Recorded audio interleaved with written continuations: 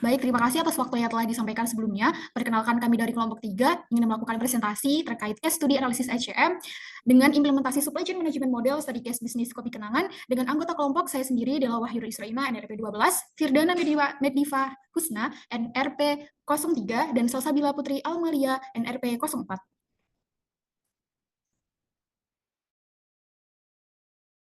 Selanjutnya adalah terkait deskripsi objek kopi kenangan sendiri. Kopi kenangan didirikan oleh anak Indonesia yang berdiri pada tahun 2017 dengan founder yaitu Kak Edward, Kak James, dan Kak Cynthia yang menerapkan grab and go atau membeli produk tidak harus menunggu di tempat. Nah, kopi kenangan sendiri itu tidak berfranchise, melainkan merupakan pengelolaan outlet secara pribadi atau personal. Kopi kenangan sendiri memiliki 5 gudang baru yang tersebar di seluruh Indonesia dan bermitra kepada PT Shipper Indonesia sebagai warehouse dan juga terkait distribusi dengan kantor pusat di Kota Baru, Jakarta Selatan. Kopi kenangan sendiri memiliki total lebih 5.000 karyawan yang tercatat dari 2017 hingga 2020. Selanjutnya adalah kopi kenangan memiliki produk inovatif yaitu terkait variasi produk yang sangat banyak yaitu sekitar 77 menu yang tersedia dengan berbagai varian terkait minuman ataupun snack dan lain sebagainya. Kopi kenangan sendiri memiliki 868 toko di 64 kota besar di Indonesia dan juga tersebar di beberapa negara tetangga seperti Malaysia dan juga Singapura. Kopi kenangan sendiri menjual kurang lebih 50 hingga 60 juta cup di seluruh gerainya baik di Indonesia maupun di luar negeri yang tercatat dari 2017 hingga 2022.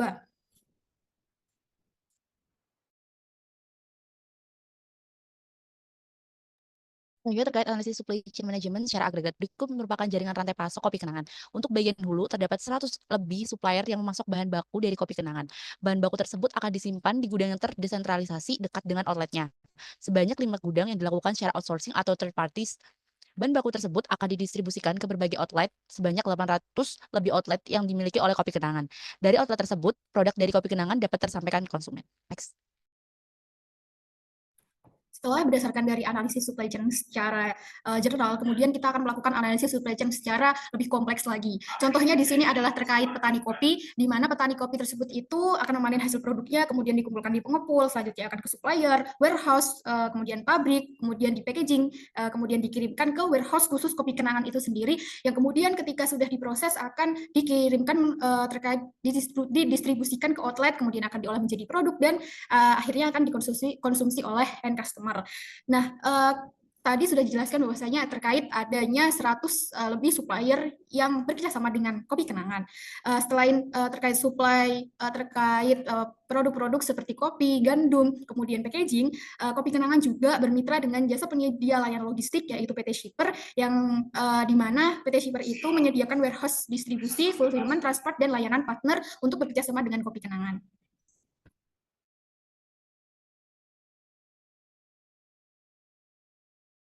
Selanjutnya adalah karakteristik dari produk kopi kenangan sendiri. Kopi kenangan itu tidak hanya menyajikan minuman saja, tapi menghadirkan pengalaman minum kopi yang unik dan juga penuh dengan inovasi karena akan selalu upgrade terkait tren-tren apa saja yang berkembang atau diminati oleh konsumen saat ini. Nah, yang pertama adalah terkait siklus hidup dari kopi itu sendiri, yaitu sangat relatif pendek, di mana masa simpan produk ini itu jika di suhu ruang itu mencapai 1 hari dan jika di suhu atau di lemari pendingin itu 1 sampai 3 hari.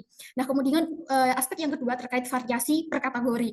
Nah, sudah disinggung di awal bahwasanya kopi kenangan sendiri itu memiliki kurang lebih 77 menu varian yang tersedia, di mana 77 itu di breakdown lagi ada banyak sekali varian-varian kopi, ice cream, kemudian beberapa produk lainnya yang dikembangkan oleh kopi kenangan. Nah, untuk volume per SKU sendiri itu relatif sangat rendah pada produk inovatif kopi kenangan, bahwa jumlah unit yang terjual untuk masing-masing SKU itu tidak mencapai target yang diharapkan. Nah, namun itu menjadi tantangan tersendiri dengan memahami penyebabnya dan menerapkan strategi-strategi yang tepat agar volume per SKU itu dapat meningkat. Selanjutnya, aspek yang selanjutnya adalah peramalan terkait permintaan. Nah, penentuan jumlah ramalan pada produk kopi kenangan itu sangat tidak pasti, yaitu terkait demand-nya adalah demand fluktuatif, di mana terkadang peminatnya itu tinggi, kemudian juga bisa cenderung rendah, tergantung dari musimnya seperti apa, atau musim liburan, atau cenderung seperti apa, dan lain sebagainya.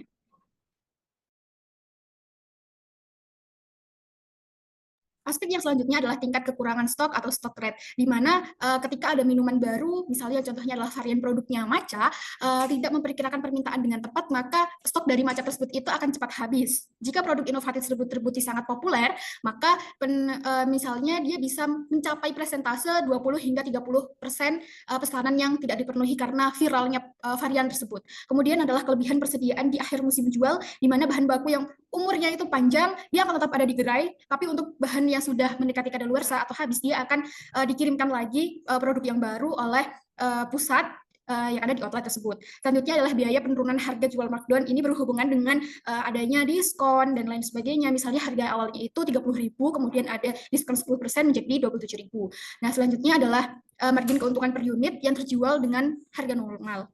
Margin keuntungan per unit yang tinggi menunjukkan bahwa produk inovatif tersebut cukup menguntungkan bagi produk kopi kenangan. Nah, untuk presentasi margin keuntungan adalah sekitar 40% untuk produk industri makanan dan minuman, itu sudah cukup baik.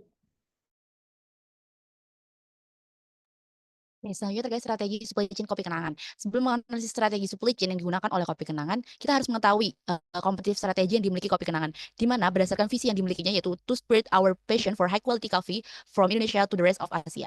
Highlight dari misi tersebut berupa produk yang berkualitas, sehingga berdasarkan Porter kompetitif strategi, kopi kenangan memiliki strategi diversifikasi atau differentiation dengan fokus pada produk berkualitas, pengalaman konsumen dan adaptasi terhadap tren lokal.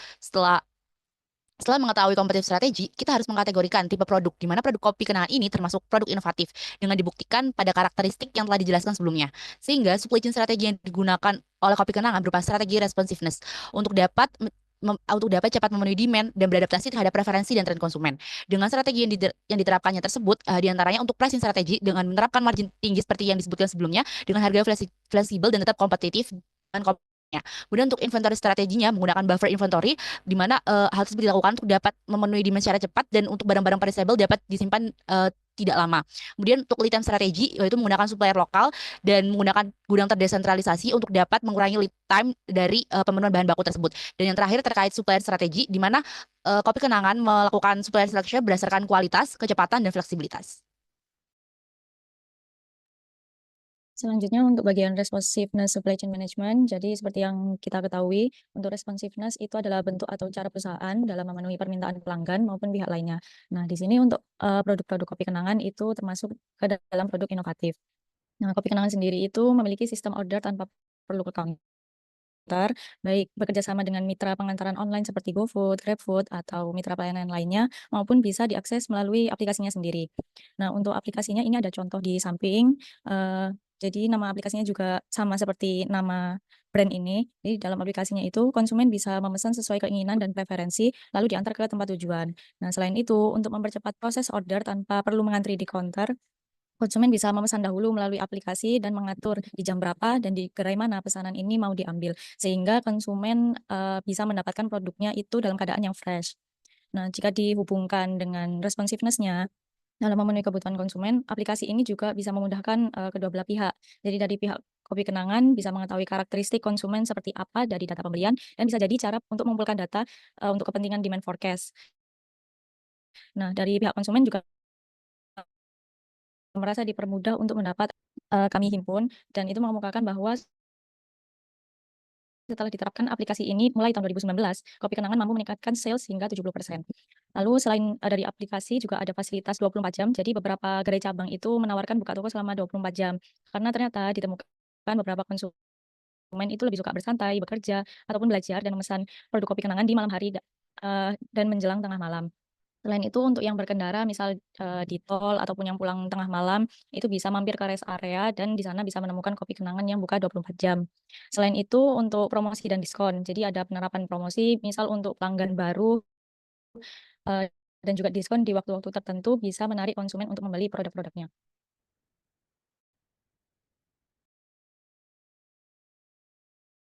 Selanjutnya adalah produk development di kopi kenangan sendiri. Nah, di sini kami menganalisis terbagi menjadi 3, di mana yang pertama adalah terkait peran penting adanya supplier dalam pengembangan produk sendiri. Dengan melibatkan supplier tersebut sejak awal dalam perencanaan desain produk, perusahaan dapat memanfaatkan pengetahuan bagaimana target pasar ke depan itu seperti apa, bagaimana peminat di depan itu seperti apa, sehingga bisa memberikan suatu inovasi terbaru terkait produk kopi kenangan. Selanjutnya adalah terkait efek kemasan yang komponen, di mana efek kemasan ini berperan sangat penting dalam memperkuat citra dan juga identitas atau brand kopi tersebut, mungkin dengan cara berkolaborasi dengan beberapa mitra seperti Samping, kemudian One Piece dan lain sebagainya untuk mengenalkan terkait produk kopi kenangan ini sendiri. Selanjutnya adalah modularity design, di mana desain gerai tersebut disesuaikan atau dirancang fleksibel agar mudah disesuaikan dengan lokasi yang dituju, misalnya di dekatnya pom bensin ataupun di rest area, di dalam mall dan lain sebagainya. Kemudian produk dengan pilihan variasi yang sangat banyak didesain dengan pilihan yang seinovatif mungkin sehingga dapat menarik adanya konsumen untuk membeli produk tersebut.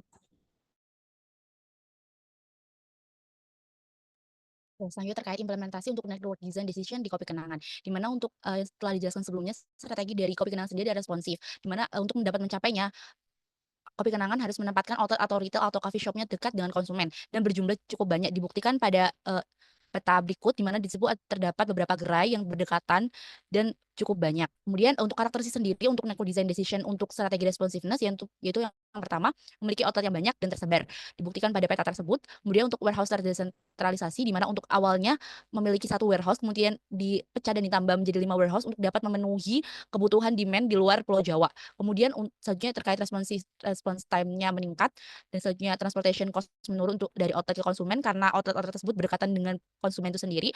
Selanjutnya warehouse dan inventory cost-nya meningkat karena awalnya hanya mengelola satu warehouse dan inventory, kemudian harus meningkat menjadi 5 warehouse.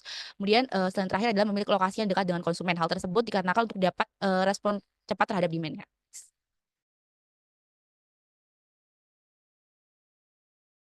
Selanjutnya untuk sistem logistik di kopi kenangan, jadi untuk bagian warehouse manajemennya, karena bahan bakunya ini bersifat mudah rusak atau perishable, jadi perlu jenis penyimpanan yang khusus. Nah, untuk strategi warehouse yang diterapkan saat ini itu ada 3 jenis yang bekerja sama dengan shipper, yaitu untuk ruang bertemperatur normal, lalu yang sejuk dan juga dingin. Dan jenis warehouse ini juga bertempat di 5 kota yang tersebar di Indonesia, seperti informasi yang diberikan sebelumnya. Dengan penerapan ini, ternyata kopi kenangan bisa menurunkan lost sales opportunity karena mampu mengatasi permasalahan stok out di bahan baku. Lalu untuk logistik manajemennya, dengan pertimbangan bahan baku yang mudah rusak, terutama pada bahan baku kopi, susu, dan juga creamer, sehingga perlu moda transportasi yang mampu mempertahankan kualitas bahan baku selama dikirim ke gerai-gerai cabang yang membutuhkan. Dengan salah satu penerapan ini, biaya kerugian karena bahan baku yang tidak bisa dipakai itu bisa ditekan. Lalu untuk demand manajemennya, kopi kenangan ini juga mulai bekerja sama dengan IBM Consulting dan juga penerapan SAP dalam memulihkan customer experience dan meningkatkan kemampuan inventory controls serta memonitor laporan keuangan bulanan. Nah, tujuannya bekerja sama ini untuk mengetahui bagaimana preferensi konsumen lebih dalam dan juga pola pengeluaran konsumen. Misal seperti rata-rata membeli varian apa, ukuran minuman yang paling banyak dibeli oleh konsumen, jam pembelian yang paling tinggi, dan lain-lainnya. Lalu berdasarkan observasi dan survei penelitian jurnal, umumnya rata-rata pembeli memilih varian dengan harga yang lebih terjangkau, mungkin dalam range 15.000 hingga 25.000. Tapi tidak menutup kemungkinan untuk membeli varian lain karena kualitas rasa atau preferensi dari konsumen atau sedang ada diskon dan juga promosi. Nah, menurut data aktual dari salah satu layanan jasa antar makanan, di sini kami mengambil dari Shopee Food dan juga di salah satu cabang kopi kenangan di Surabaya menunjukkan pembelian terbanyak ada pada varian original dan juga paket bundling. Di sini ada contohnya yaitu terjual 310 produk dan juga varian yang sedang tren saat ini. Contohnya seperti butterscotch aren latte ini terjual hingga 46 buah. Ini juga ada contohnya, datanya seperti ini. Oke, selanjutnya terkait penerapan procurement management di kopi kenangan, di mana untuk purchasing prosesnya melakukan pembelian rutin untuk bahan-bahan baku yang kebutuhannya repetitif atau relatif standar, di mana untuk langkah-langkahnya seperti pembelian pada umumnya, akan tapi perbedaannya pada awal perencanaan kebutuhan bahan baku tersebut dilakukan secara agregat atau centralized procurement, di mana semua kebutuhan dari berbagai outlet dan di warehouse dikumpulkan jadi satu untuk dilakukan pembelian secara bersama-sama.